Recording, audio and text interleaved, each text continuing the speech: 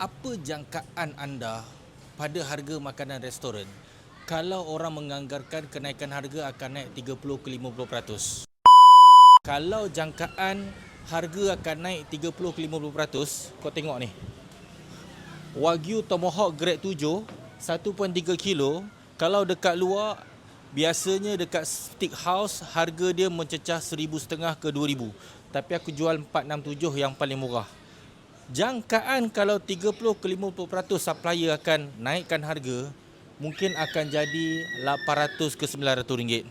Kita tengok Tomahawk Black Angus. Tomahawk Black Angus 1.3 kilo biasa kat luar harga 8,900. Aku jual 397 sahaja.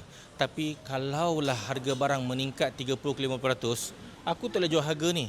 Mungkin akan naik kepada 700. Mixed plate smoke brisket short rib, harga paling murah saya rasa dengan kualiti makanan yang best, RM187 dengan berat keseluruhan hampir 1 kilo lebih. Okey, Black Angus punya daging. Aku tak boleh jual harga ni, mungkin naik kepada 300-400.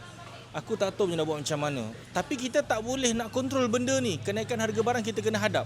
Dan you all pun sebenarnya kena hadap kenaikan harga makanan yang akan you all nikmati. So, di kesempatan sekarang ni, kedai Rico Pizza, harga Tomahawk brisket yang paling murah dekat pasaran. Sebab kita tak ambil service charge, kita hanya ambil untung pada makanan sahaja. Sebab suasana kedai kita kampung.